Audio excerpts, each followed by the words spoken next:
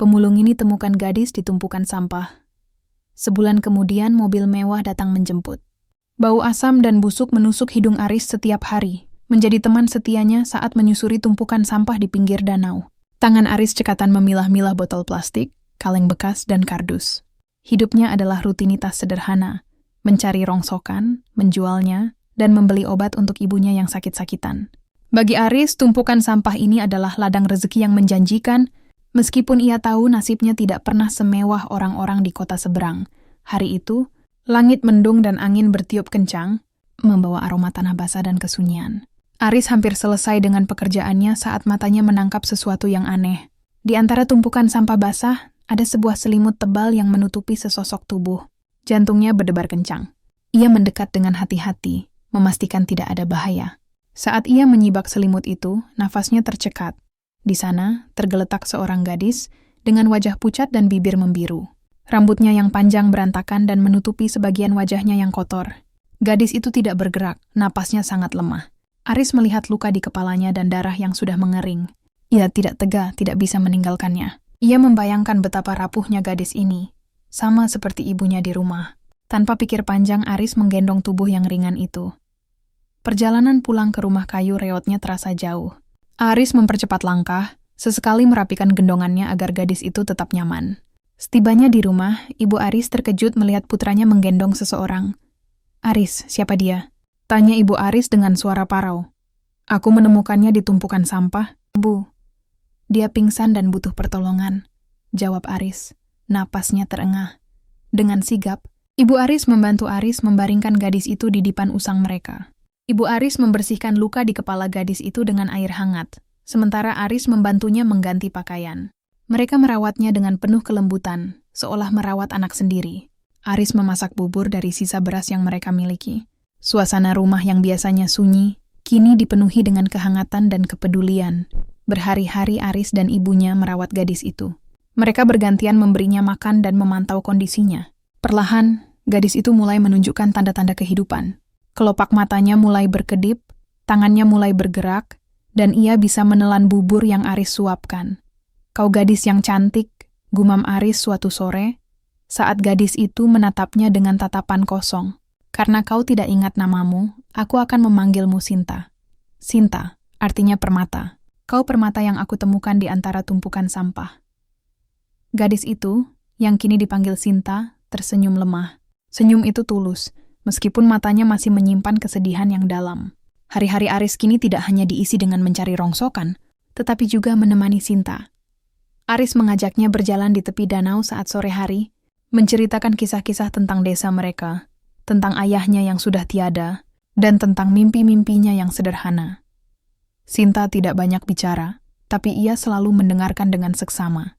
Ia membantu Ibu Aris menyapu dan membersihkan rumah. Ikatan antara mereka bertiga semakin kuat. Sinta merasa aman dan damai, seolah ia menemukan keluarga baru yang tidak pernah ia miliki sebelumnya.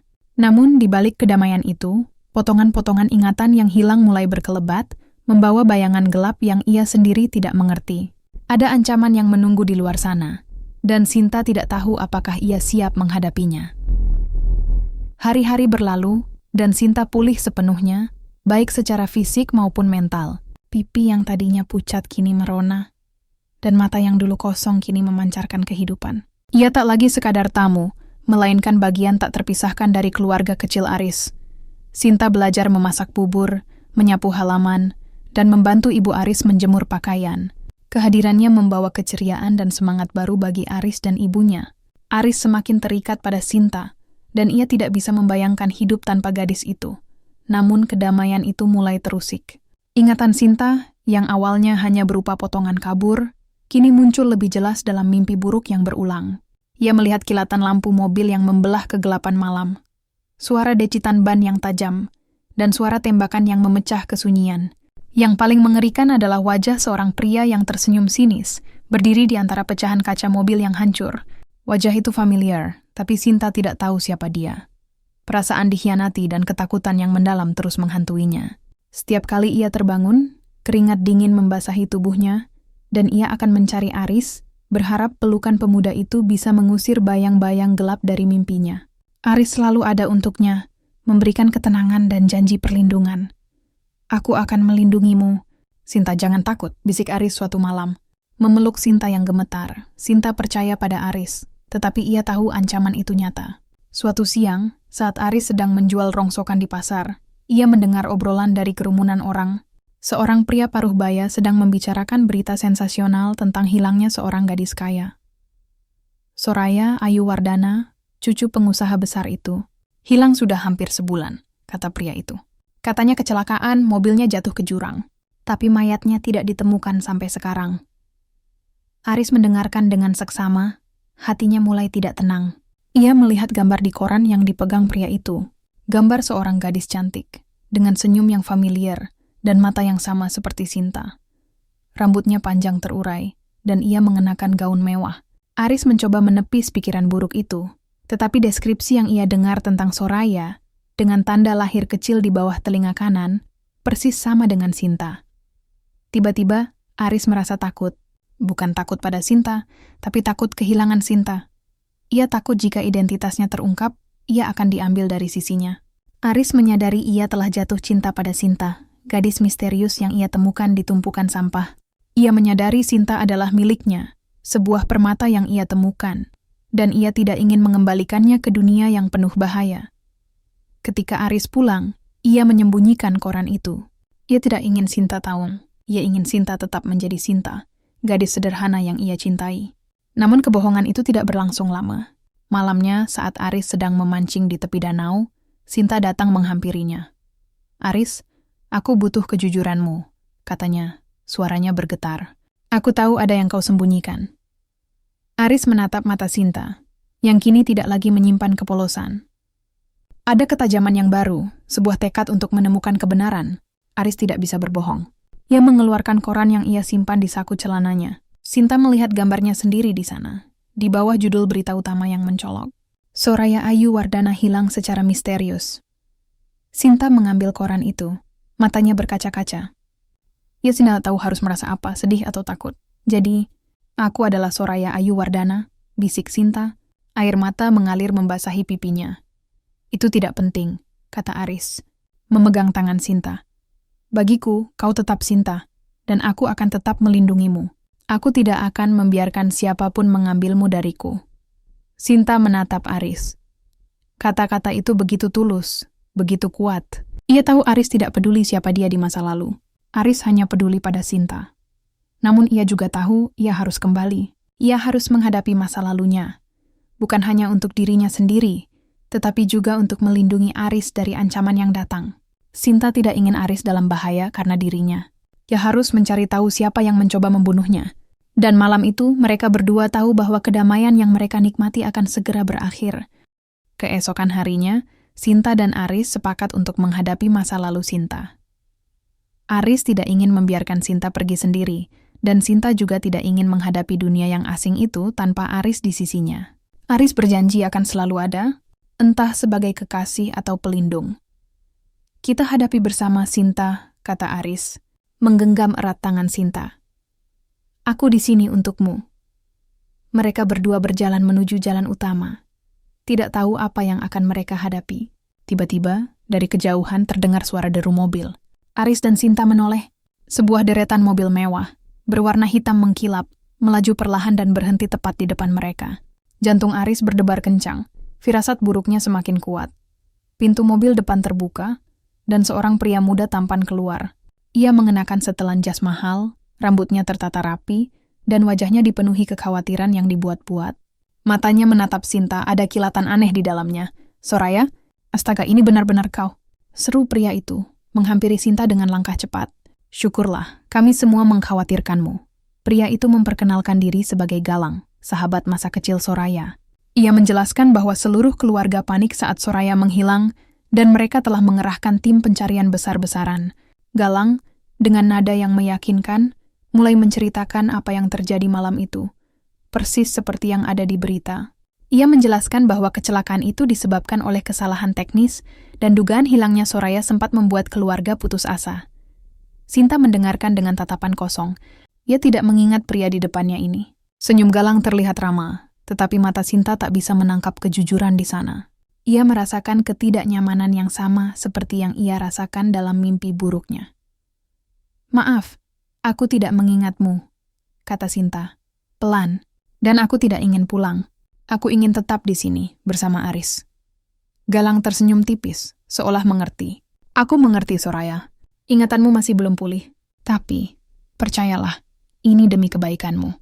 Ada orang di dalam keluarga yang tidak suka kau kembali. Mereka sudah mulai berani, dan kau harus kembali ke tempat yang aman. Aris, yang sejak tadi terdiam, tidak bisa lagi menahan diri. Ia merasa ada yang tidak beres dengan Galang.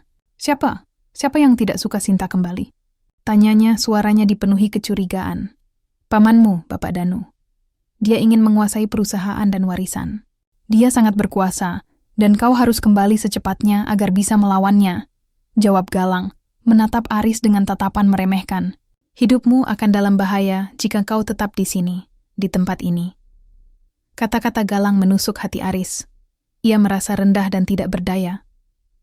Ia tahu Galang mencoba meremehkan rumah sederhana mereka, mencoba menunjukkan bahwa ia tidak sebanding dengan dunia mewah Sinta. Namun, ia tidak gentar. Sinta melihat Aris. Ia tahu betapa tulusnya pemuda itu. Ia juga tahu, kembali ke rumahnya adalah satu-satunya cara untuk membongkar kejahatan pamannya dan mengakhiri teror yang menghantuinya. Ia harus kembali untuk melindungi Aris dan ibunya. Baiklah, aku akan kembali, kata Sinta, membuat keputusan yang berat. Tapi Aris akan ikut denganku. Ia adalah saksi hidup atas apa yang terjadi padaku, dan ia yang menemukanku. Galang terkejut, namun ia berhasil menutupi ekspresinya dengan senyum tipis. Tentu saja. Kami berterima kasih banyak padanya. Kita bisa bicara lebih lanjut di rumah. Ayahmu pasti akan senang melihatmu. Sinta dan Aris memasuki salah satu mobil. Sinta tidak merasakan kebahagiaan. Sebaliknya, ia merasa seolah ia masuk ke dalam kandang singa, ke dalam dunia asing yang dipenuhi intrik dan pengkhianatan. Ia hanya bisa berpegang pada satu hal. Aris di sisinya. Ia tahu, petualangan mereka yang sesungguhnya baru saja dimulai. Di luar jendela mobil, pemandangan tepi danau yang damai perlahan menghilang, digantikan oleh jalanan aspal yang sibuk. Sinta merasakan jantungnya berdebar, bukan karena kegembiraan, melainkan karena rasa takut yang semakin kuat. Rumah besar Soraya Ayu Wardana terasa dingin dan asing. Lampu-lampu kristal yang berkilauan, lantai marmer yang mengilap, dan lukisan mahal yang tergantung di dinding tidak mampu mengusir rasa sepi yang Sinta rasakan. Ia merasa seperti boneka yang dipajang di etalase. Bukan seperti manusia yang pulang ke rumahnya. Setiap sudut rumah ini tidak memberikan kenangan apapun. Berbeda sekali dengan kehangatan rumah Aris yang sederhana. Aris dan Ibu Aris juga merasakan hal yang sama. Mereka ditempatkan di sebuah kamar tamu mewah, namun Aris merasa tidak nyaman. Di mata pelayan dan kerabat yang datang berkunjung, ia adalah pemuda pemulung yang tidak pantas berada di sana. Hanya Sinta yang memperlakukannya dengan tulus. Ia sering menghabiskan waktu bersama Aris di taman belakang, menceritakan kecurigaannya tentang Galang. Aku tidak ingat Galang sebagai sahabatku, bisik Sinta suatu sore. Dia terlihat tulus tapi matanya tidak. Aku merasa dia menyembunyikan sesuatu. Aris mengangguk. Firasatku juga begitu. Dia meremehkan kita, Sinta. Orang tulus tidak akan melakukan itu. Kecurigaan Sinta semakin memuncak saat ia menyadari Galang selalu berada di dekatnya, seolah-olah mengawasinya. Galang mengatur setiap pertemuan Sinta dengan kerabat, mengontrol setiap informasi yang masuk, dan bahkan membantu Sinta mengingat masa lalu dengan menunjukkan foto-foto lama yang terasa dibuat-buat. Suatu malam, Sinta pura-pura tidur saat Galang masuk ke kamarnya, memeriksa ponsel dan laptop Sinta. Galang tidak tahu bahwa Sinta telah menyembunyikan sebuah alat perekam kecil di bawah kasur. Galang keluar dengan senyum puas, merasa tidak ada yang mencurigai dirinya. Keesokan paginya, saat Galang pergi keluar untuk sebuah pertemuan, Sinta mengambil kesempatan itu. Ia mengajak Aris ke kamar Galang. Dengan hati-hati mereka mencari petunjuk, dan akhirnya mereka menemukannya di sebuah laci tersembunyi. Sebuah flash drive kecil berisi rekaman percakapan. Sinta memasukkannya ke laptop Galang, dan rekaman itu diputar. Suara Galang terdengar jelas, berbicara dengan suara yang familiar dan penuh ambisi. Semuanya berjalan sesuai rencana, Pak Danu. Soraya sudah kembali dan tidak ingat apa-apa. Kami akan segera meyakinkannya untuk menyerahkan seluruh aset kepada Anda. Bagus, Galang. Pastikan dia tidak curiga, jawab suara Bapak Danu dengan nada dingin. Dan ingat, kau harus membereskan anak kampung itu jika dia terlalu banyak tahu. Kebenaran itu menghantam Sinta dan Aris seperti palu. Galang bukanlah sahabat Sinta, melainkan suruhan Bapak Danu. Dia adalah orang yang menyerang Sinta malam itu, orang yang meninggalkan Sinta di tempat pembuangan sampah agar ia mati perlahan. Seluruh rencana itu adalah sebuah sandiwara. Galang dan Bapak Danu tidak hanya ingin menyingkirkan Sinta, tetapi juga Aris.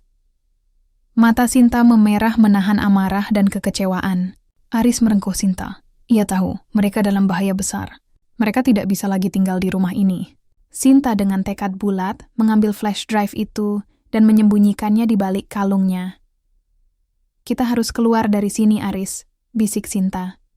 Kita harus membongkar kejahatan mereka. Dan Sri akan sepedaku usahanya malam ini. Kisah ini tidak lagi tentang ingatan yang kembali, tetapi tentang perjuangan untuk hidup. Sinta tahu ia harus berani. Bukan hanya untuk dirinya, tetapi juga untuk Aris yang telah mempertaruhkan segalanya demi dirinya. Di tengah kekayaan yang melimpah dan intrik yang mematikan, Sinta dan Aris menyadari bahwa satu-satunya yang bisa mereka percaya adalah diri mereka sendiri dan cinta tulus yang telah tumbuh di antara mereka. Malam itu, jamuan makan malam keluarga disiapkan dengan megah. Galang tampak santai, seolah tidak terjadi apa-apa. Bapak Danu dengan senyum ramah yang terlihat dibuat-buat menyambut Sinta. Namun Sinta tak lagi merasa terintimidasi. Ini apa yang harus dilakukan? Dengan berani, ia meminta Galang untuk memanggil seluruh keluarga dan pengacara perusahaan untuk datang ke ruang tamu. Ada hal penting yang ingin saya sampaikan, kata Sinta. Suaranya tegas. Galang terkejut dengan permintaan ini, tetapi ia tidak punya pilihan selain menurutinya. Satu persatu, anggota keluarga, termasuk Ibu Aris yang setia mendampingi putranya, berkumpul. Suasana hening dan tegang menyelimuti ruangan. Bapak Danu menatap Sinta dengan tatapan bingung. Sinta berdiri di tengah ruangan, ditemani Aris di sisinya. Aris menatapnya dengan penuh kekaguman. Sinta yang ia kenal sebagai gadis polos yang ditemukan di tumpukan sampah, kini berdiri sebagai seorang pemimpin, siap menghadapi kebenaran. Selamat malam semuanya, Sinta memulai. Kalian semua datang ke sini untuk mendengar kebenaran tentang kecelakaan yang menimpaku. Semua mata tertuju padanya. Sinta mengeluarkan flash drive yang ia sembunyikan. Saya menemukan rekaman ini. Saya ingin kalian semua mendengarkannya. Sinta menekan tombol putar. Suara Galang dan Bapak Danu yang berbisik-bisik, merencanakan kecelakaan dan bagaimana mereka akan mengambil alih warisan, terdengar jelas memenuhi ruangan. Para kerabat terkejut. Beberapa di antaranya menutup mulut tak percaya. Wajah Bapak Danu berubah pucat, dan Galang menatap Sinta dengan mata penuh kebencian. Soraya, ini fitnah. Ini semua tidak benar, teriak Galang, mencoba merebut flash drive itu. Namun, Aris sigap. Ia berdiri di depan Sinta, melindungi gadis itu. Jangan sentuh dia, bentak Aris. Suaranya bergetar karena emosi. Bapak Danu bangkit dari kursinya. Pengacara, ini semua tidak masuk akal. Anak ini berbohong. Saya punya saksi, kata Sinta. Ia menunjuk Aris. Aris menemukanku di tumpukan sampah, lumpuh dan sekarat. Dia adalah saksi hidup dari perbuatan kalian. Kalian meninggalkanku di sana untuk mati. Pengacara perusahaan yang menyaksikan semuanya segera mengkonfirmasi bahwa rekaman suara itu adalah bukti yang kuat. Bapak Danu dan Galang tidak bisa lagi mengelak. Wajah mereka membeku, kebohongan mereka terbongkar. Malam itu juga, polisi datang dan membawa mereka pergi. Setelah semuanya reda, ruangan menjadi hening. Kerabat yang tadinya sinis terhadap Aris kini menatapnya dengan rasa hormat. Sinta memandang Aris, lalu ibunya, dan akhirnya menatap sekeliling ruangan yang mewah itu. Ia tidak merasakan apa-apa. Hatinya tidak di sini. Saya telah mengambil keputusan, kata Sinta. Suaranya pelan tapi tegas. Saya akan mengambil alih perusahaan dan mengelolanya. Tapi saya tidak akan tinggal di sini. Semua orang terkejut. Tapi, ini rumahmu, Soraya, kata seorang bibinya. Sinta tersenyum, lalu ia menggenggam tangan Aris. Rumahku bukan di sini. Rumahku adalah tempat di mana aku merasa aman dan dicintai. Rumahku adalah tempat di mana aku menemukan ketulusan, bukan pengkhianatan. Ia menatap Aris dengan mata penuh cinta. Rumahku adalah di tepi danau, bersama Aris dan ibunya. Aris tidak bisa menahan harunya. Keputusan Sinta adalah bukti bahwa kekayaan tidak pernah bisa membeli cinta dan kebahagiaan sejati. Di tengah semua kemewahan yang ia miliki, Sinta memilih hidup yang sederhana. Hidup yang ia temukan bersama orang yang benar-benar peduli padanya. Pilihan Sinta mengejutkan semua orang. Tapi tidak bagi Aris. Ia tahu, hati Sinta seindah namanya. Sebuah permata yang tak ternilai. Keputusan Soraya Wardana, gadis yang kini kembali akrab dipanggil Sinta, untuk meninggalkan kehidupan mewah demi Aris, menjadi berita utama yang menggemparkan. Namun Sinta tidak peduli. Ia kembali ke rumah kayu di tepi danau, tempat ia menemukan ketenangan dan cinta sejati. Kehadirannya kembali disambut dengan hangat oleh Aris dan ibunya. Tidak ada kemewahan, tidak ada intrik, hanya kebahagiaan dan ketulusan. Aris tetap menjadi pemulung, dan Sinta tidak pernah menuntutnya untuk berubah. Mereka hidup sederhana, tetapi dengan hati yang penuh. Aris terus menjalani rutinitasnya, sementara Sinta, dari balik kesederhanaan, mulai mengambil alih kendali perusahaan warisannya. Ia bekerja dari rumah Aris, melakukan pertemuan virtual, dan mengendalikan bisnis dari laptop sederhana. Ia membuktikan bahwa kekuasaan sejati bukanlah tentang tempat tinggal, melainkan tentang kecerdasan dan integritas. Aku akan mengubah perusahaan ini, Aris, kata Sinta suatu sore sambil menatap pemandangan danau. Ini bukan lagi tentang uang dan kekuasaan. Ini tentang membantu orang. Sinta menepati janjinya. Ia membalas kejahatan dengan kebaikan. Ia menggunakan kekayaan perusahaannya untuk membangun yayasan yang diberi nama Yayasan Harta Hati. Yayasan itu berfokus pada pembangunan perumahan layak huni di daerah kumuh, memberikan beasiswa penuh untuk anak-anak miskin berprestasi, dan menyediakan fasilitas kesehatan, gratis bagi mereka yang tidak mampu. Proyek perumahan pertama yang ia bangun berada tidak jauh dari rumah Aris. Sinta ingin membalas kebaikan komunitas yang telah menerima Aris dan dirinya. Aris dan ibunya turut serta membantu dalam proyek ini, memimpin para relawan dan memastikan semuanya berjalan lancar. Kebaikan Sinta menular. Banyak kerabatnya yang tadinya menjauh, kini datang untuk membantu, menyadari bahwa nilai seseorang tidak diukur dari harta, melainkan dari hati. Pada akhirnya, Bapak Danu dan Galang menerima hukuman yang setimpal. Tetapi bagi Sinta, kemenangan yang sesungguhnya bukan itu. Kemenangan baginya adalah saat ia bisa mengubah penderitaannya menjadi kebaikan, mengubah dendam menjadi kasih. Suatu sore, Aris pulang dari memulung dan menemukan Sinta sedang duduk di teras. Ia tidak memulung lagi, melainkan membantu di yayasan, tetapi ia masih memakai topi yang sama. Ia memeluk Aris dari belakang, merasakan kehangatan yang tak tergantikan. "Kau tahu, Aris," bisik Sinta, "banyak yang bilang aku gila meninggalkan semua itu. Tapi mereka tidak mengerti." "Mengerti apa?" tanya Aris, membalikkan badan dan menatap mata Sinta. "Mereka tidak mengerti bahwa aku sudah menemukan harta yang paling berharga," jawab Sinta, tersenyum tulus. "Dan harta itu bukan miliaran rupiah. Harta itu adalah rumah sederhana ini, kebaikan ibumu, dan hati tulusmu. Itu adalah harta hati." Aris memeluk Sinta erat. Ia tidak bisa berkata-kata. Ia tahu Sinta benar. Cinta dan ketulusan hati memang tidak bisa dibeli dengan uang. Kisah mereka bukan lagi tentang gadis kaya yang diselamatkan oleh pemulung, melainkan tentang dua jiwa yang berbeda latar belakang, menemukan bahwa rumah bukanlah sebuah bangunan, melainkan tempat di mana hati merasa aman, utuh, dan dicintai.